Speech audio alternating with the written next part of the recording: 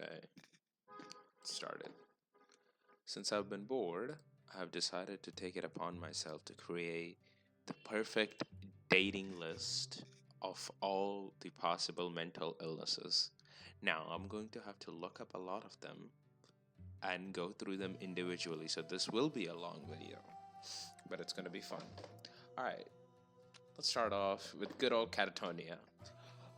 I will say catatonia is a solid B tier in terms of mental illness, in terms of dating. So that's how I would usually rate the way if something is good or not.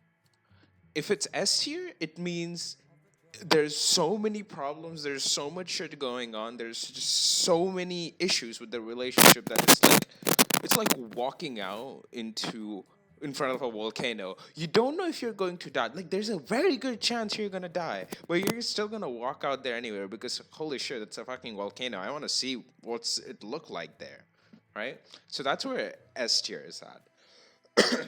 F tier is like boohoo, normal as fuck, and nobody gives a shit, right? This maybe barely even changes how you perceive the relationship, so it might not be that bad. So in that terms, this is how everything is going to be arranged until and unless I state otherwise. So starting off B tier, catatonia. I think this is a very middle of the pack road. For if you're not aware what it is, it's essentially the mental illness is that it's kind of a form of schizophrenia where you move your arms around, not move your arms around. It's like you move your arm and it kind of just freezes in place. I can have this video here to better explain because didn't understand how I could explain it better. We have a Indian fucking guy. He's stinking, obviously. As you can see, the doctor lifts his hand.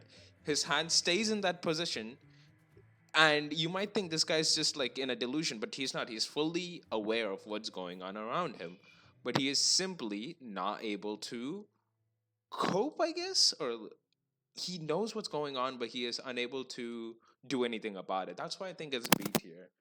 Because although I do think the six positions would go crazy, I think there's better forms of schizophrenia than this. Now, we're just gonna go through the most popular ones. Bipolar 1. I will say this is a solid A tier. Wait, I just wanna look up. Is bipolar 1 the bad one? Or says bipolar. This is a crash course in mental illnesses as well, by the way. Okay, it's more severe. So I will say this is still A tier, only because there's a better form of bipolar disorder we have in the list, which is obviously gonna be S tier. Now, looking through the list again, we have acute stress disorder. I will put this in D tier. I'm not gonna say. Actually, this goes on C tier. I'm not gonna say this is not like a totally. This has no effect on the relationship type deal because sometimes the person might start worrying about the relationship, which is gonna cause the relationship itself to tank, even if things are fine. So this has the self-fulfilling prophecy potential, right? But now it really depends on how acute your stress disorder is. Now let's go for general anxiety. I think general anxiety is a pretty D tier illness because I think I will say that it does not change very much about the relationships because you have general anxiety disorder. It can be calmed down, you can take some meds, it's fine. So now you'll say, well, you could take a meds for a lot of these and you'd be better. True, but the here's the thing, how much the meds affect you as a person also plays a role into this, right? So most of the time, I'm just thinking, well, if I'm gonna have to get medicated, I'm gonna have to rate based on what the medication side effects are. So I usually just base it off of like, okay, unmedicated person. But in this case, their meds don't really have that much of a side effect. So I can just take meds and I'll be fine. Even if I don't take meds, I'm gonna be fine, right? So let's go autism, S tier. No, F tier. autism should be S tier in the sense that it is the greatest disorder a woman or a man can possess. There is nothing better than a person who is absurdly interested to talk about their topics, like their little niche interests, and just sitting there and listening to them or just saying it. I guess this video is kind of a form of autism, although I would not diagnose myself in that way. Although I'm sure if I showed this to a therapist, they'd be like, holy fuck, you need to kill yourself. All right. Autism is only an S tier because it deserves to be an S tier, but realistically, it should be an F tier because I fucking love it. This is the greatest mental disorder ever. This is a superpower, kind of, not gonna lie. Bipolar type 2, again, it's just a less severe form of bipolar 1, which is why it's going in A tier below bipolar 1. It's just the same thing but less as fun. There's less highs and less lows. It's just terrible. Why would you have this when you could have this? The person who just tries to kill you. Instead, they'll just be mildly angry at you. Right. Dissociative identity disorder. I think this is B tier in its normal state, but it has the potential to be high A tier. This is a very hit or miss mental illness. You either have to, if you get the if you roll well and you get a really good RNG with their dissociative disorder, you can even land up in S tier. So this is a very hit or miss mental disorder. You could have like some quirks in the way you talk to entirely new person by night, which is the best part about this. I think this is more of a gambler's mental illness. It really depends on where you're going to land. So let's keep going down the list, and we have ADHD. I think I'll put this in F tier. I think it's bad, but plenty of people deal with ADHD and they do just fine. There's not much problems with this. Also, the medication is methamphetamine. Why would you not take it? Well, not in all cases, but some of the medication is literally methamphetamine. Just take the medications, man. Get diagnosed. Just be on this fucking speed all the time. That would be fun. Anyways, we got to stuttering. Okay, here's the thing. I think personally, stuttering is quite cute. Some people, I know the people who have stuttering, they're usually very self-conscious about it, and they don't like the fact that they're constantly stuttering, but I think it's very cute, the stuttering. I know now I'm like sexualizing a mental disorder, but if you fucking look at this tier list I'm making, you will realize that's the least of our concern. So stuttering goes in F tier. Okay, let's go PTSD. PTSD is again one of those dissociative identity disorders. Like, it could be anything ranging from holy shit, I am just having a mental breakdown and I cannot function as a normal person for the next week once I get my trigger, to oh, that was scary. Right? It's a very hit or miss. Like, it could be down here and it could be up here. So I'm gonna put this in B tier. Complex PTSD, however, A tier, because you are usually let me look up just to make sure if I remember it right. Chronic long-term trauma. All right, so yeah, it's just a worse form of PTSD. I was right. A worse form of PTSD. That's why it should be A tier. I think so. Now let's go into the next one, separation anxiety. Ooh, this is a very spicy one, I will say. And I will put this in A tier, not in S tier, because I think separation anxiety in the modern times can be dealt with much better than when it was before. If this was the 1700s, this is a solid S tier, because your woman or your man is away from you and they're just fucking losing their shit, right? You're out in the coal mines for like the next 20 hours and they're just fucking losing their shit.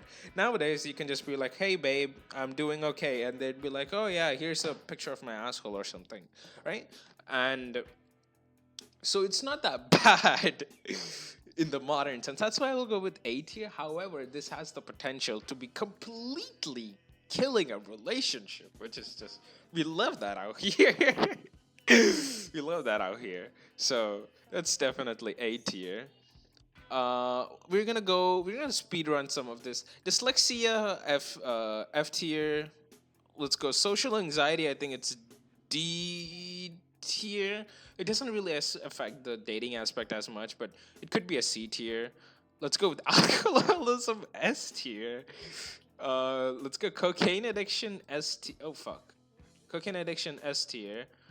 Methamphetamine addiction S tier.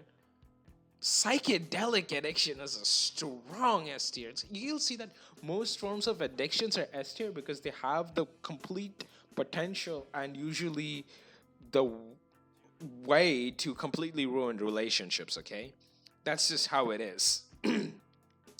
I didn't make the rules. I just read it out to them, man. Cannabis addiction is A tier because cannabis, again, as opposed to most forms of drugs, is not that bad. I will even put this in C tier. It's not that bad compared to others. Caffeine induced anxiety, again, very hit or miss. Really depends on the kind of person you're dealing with. If it's somebody who's really fucking addicted to caffeine and also gets anxiety from it, possibly A tier, but even then it's not that bad. I will say like just B tier. So I'll just put this in C tier. At the very max, I think it could go very high B tier, nothing more than that. Now let's just go with phobia, the generalized phobia. I think this is F tier because there's more specific types of phobia, which are way better than just the generalized term for phobia. Caffeine addiction, this is F tier. Like every hot bitch I know has a caffeine addiction. Like, come on. Opioid addiction, this is again an A tier. It could be worse. Premature ejaculation. No, depending on who you are as a person, this could either be F tier or S tier. Because, like, you might either think, oh my god, premature ejaculation is so cute, it's so nice, and, it's up to the person. Personally, D tier. Okay, D tier, solid D tier. I don't think it's the greatest thing, but I think it's pretty cute if it ever happens, you know. If because I'm gonna die bitchless, so I can just imagine. Okay, delayed ejaculation, however, on the other hand, is almost always a bad thing. Here's why. Because you end up just prolonging it for way longer than it needs to be, and at some point it just gets bad and awkward and terrible. You don't want to deal with that. Premature ejaculations, I don't know if you're a guy, maybe you could like wait 5 minutes, jerk yourself off a bit, and like get hard and fuck again. Delayed ejaculation, if your woman has come many times already, still can't fucking come, it just gets annoying to a point, okay? Same for a woman. Same for a woman, I guess. Like you fuck a woman and she does not come, and it's kind of embarrassing, So it's almost always a bad thing. Unless you're into that kind of thing, in which case, up top to you, buddy. All right, let's going on to the other disorder, internet addiction. I think I am a little biased, but I will put this in C tier. Actually, I'll put this in C tier. I don't think it's the worst kind of addiction, alcoholism, but I think it's pretty out there. It could be really bad depending on the severity of the addiction. Because all addiction are like a spectrum, right? Like you're just a little bit addicted to holy fuck, I can't live without this thing. Now continuing on the trend, oh my god, there's so many. Gender dysphoria, fucking if I say what I think, I'll be suspended 6 months off of YouTube. I can't say that. Gambling addiction, S tier, baby. Below psychedelic addiction, though. I think it's worse. Nicotine addiction. Every other nigga I know has a nicotine addiction. B tier. Get fucking real. Let's see. What else is jet lag? D tier. It's not that bad. Jet lag. As the disorder. Dementia. Now we are fucking talking. Dementia. Wait, I just want to check how long have I been recording for. 14 minutes, not that bad. Dementia. Wait, I should end the recording and restart the recording so I'm able to upload it to YouTube. Okay.